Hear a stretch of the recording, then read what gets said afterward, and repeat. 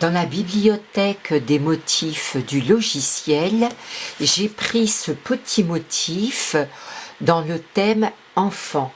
Il s'agit du motif 33 10 17 09. J'ai décidé d'enlever ici cette partie que je souhaiterais mettre dans une autre couleur.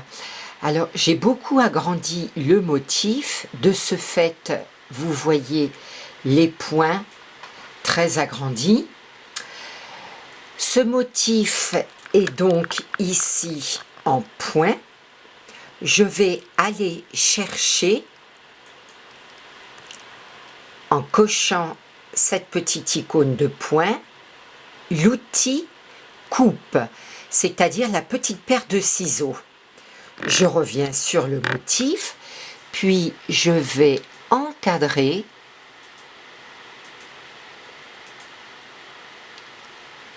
cette partie-ci de la couleur rouge. De ce fait, cela devient un nouvel objet que vous retrouvez ici tout en bas dans l'ordre de broderie. Je vais sélectionner la petite bobine. Mon nuancier s'ouvre et je vais choisir la couleur orange. Voilà donc une nouvelle couleur dans mon fichier de broderie. Or, lorsque vous regardez ici l'ordre de broderie, dans la partie rouge ici, vous voyez un fil. Ce fil, bien sûr, il va falloir l'enlever de façon à ce que l'on ne le voit pas sous la couleur jaune. Pour ce faire, avant d'avoir accès ici à ce fil, je vais sélectionner le motif, puis je reste sur la couleur, je clique droit, répartir les points par couleur. Ils étaient déjà répartis ici dans l'ordre de broderie. Seulement pour pouvoir masquer la couleur jaune, j'ai dû répartir les points par couleur. Je vais dans Accueil, puis je vais grossir ici l'objet rouge. Je retourne chercher l'outil point que je sélectionne directement sur le fichier. Vous voyez tous les petits carrés blancs qui matérialisent la couleur rouge. Je vais sélectionner celui-ci, puis je clique droit, fractionner au point. Je vais faire la même chose ici, fractionner au point. Mon fil rouge devient indépendant de cet objet. Je l'ai sélectionné avec l'outil de sélection générale. Je clique droit, effacer. Mon fil rouge a ainsi disparu. Je remets dans l'ordre de broderie ma couleur jaune. J'appuie sur le petit onglet de l'œil. J'ai un nouvel objet orange. Mon objet rouge. On ne voit plus le fil qui reliait ici les deux objets qui étaient initialement de même couleur. Maintenant, si je veux faire la même chose avec les roues, je clique ici, je vais chercher l'outil point, je vais devoir agrandir au maximum cette roue, je vais chercher l'outil point, je sélectionne ici ce point, je clique droit, fractionner au point. Cette partie qui est fractionnée, je vais la mettre dans la couleur jaune par exemple. Seulement, vous voyez que de ce fait, cet objet qui était vert initialement a pris la couleur de ma demi-roue, certainement parce qu'il doit y avoir un fil ici qui les relie. Je fais comme tout à l'heure, je clique ici sur ce point, fractionner au point, je fractionne ce fil, puis je l'efface. Je sélectionne mes deux objets, je les regroupe et je les remets à leur place. Maintenant, si je veux donner une autre couleur à cet objet, je clique droit, je les sépare. Voici l'objet que je mets dans la couleur rouge.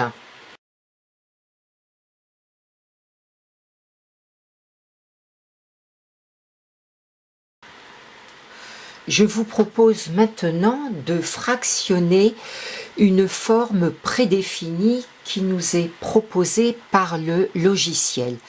J'appelle forme prédéfinie ici, dans cette petite miniature, ces formes fermées que nous propose le logiciel.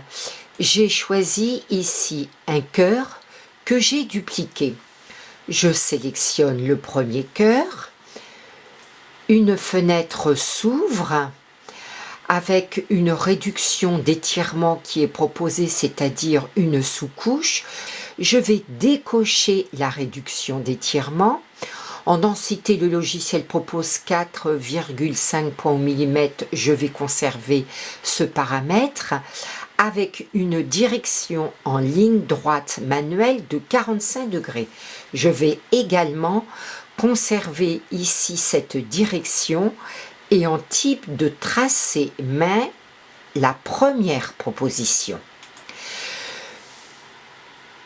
J'ai envie de fractionner ce cœur de façon à ici mettre cette partie dans une autre couleur. Le cœur a été créé en groupe de points, ce qui veut dire que pour le fractionner avec l'outil coupe, c'est-à-dire la paire de ciseaux, je vais devoir le convertir en points. Je clique droit sur la couleur, puis je vais ici, conversion en points. De ce fait, j'ai accès ici à l'outil de fractionnement, en l'occurrence la paire de ciseaux. Je sélectionne l'outil et je vais aller fractionner, pardon, je reviens en arrière, et je vais aller fractionner mon cœur de cette façon-ci.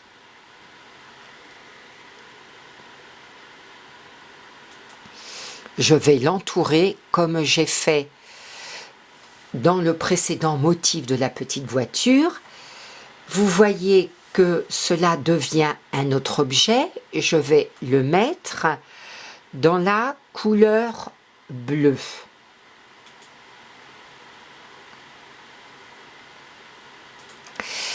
Si je zoome ici sur mon objet, sur mon cœur,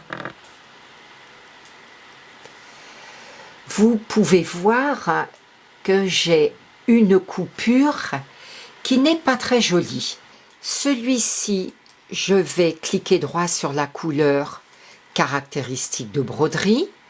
Je vais enlever l'étirement. Je vais garder le même paramètre de densité. Par contre, je vais choisir 0 degré.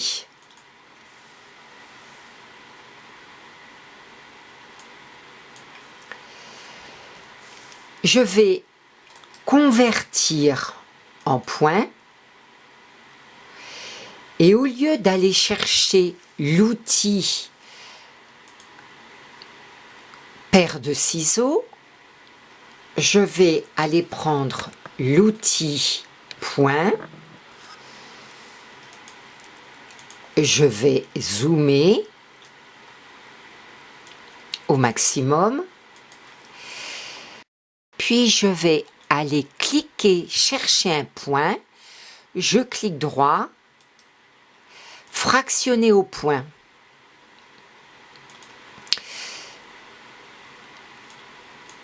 Je vais chercher l'outil de sélection principale. Si je déplace les deux parties, vous voyez que cette partie a bien été fractionnée de celle-ci.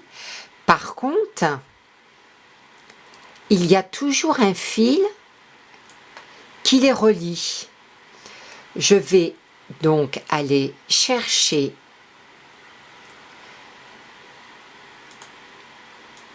l'outil point.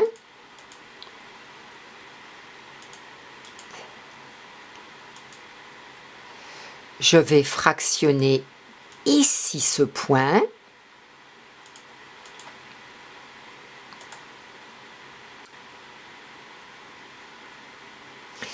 Je reste sur la couleur à droite, puis je sélectionne effacer.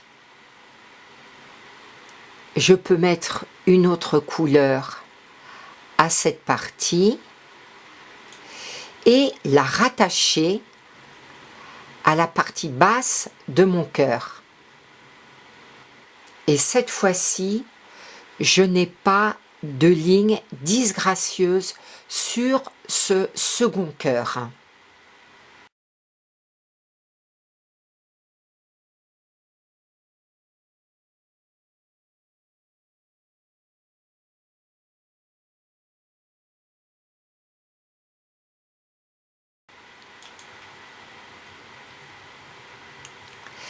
Je vais effacer ce cœur.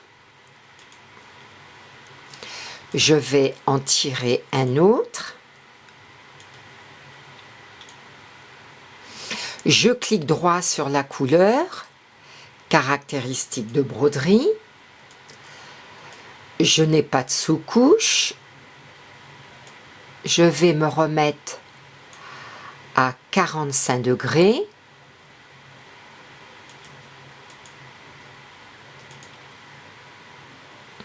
Je vais convertir en point. Je vais chercher l'outil point qui est ici. Et si je veux prendre la même technique que ce cœur-ci, je vais devoir respecter le sens de la broderie. Je vais donc aller chercher un point ici que je vais fractionner. Je retourne chercher mon outil de sélection. Je vais mettre la couleur bleue. Et j'obtiens bien un fractionnement beaucoup plus joli. Si vous souhaitez fractionner une forme prédéfinie pour appliquer des couleurs différentes, vous devrez tenir compte du sens de la broderie.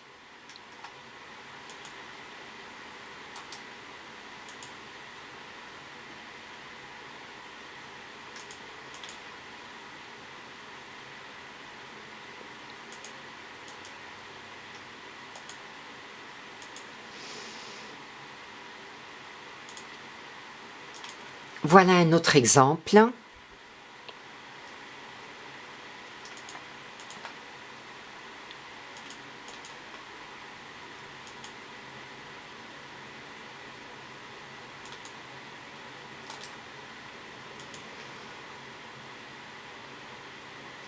Et voici un autre exemple.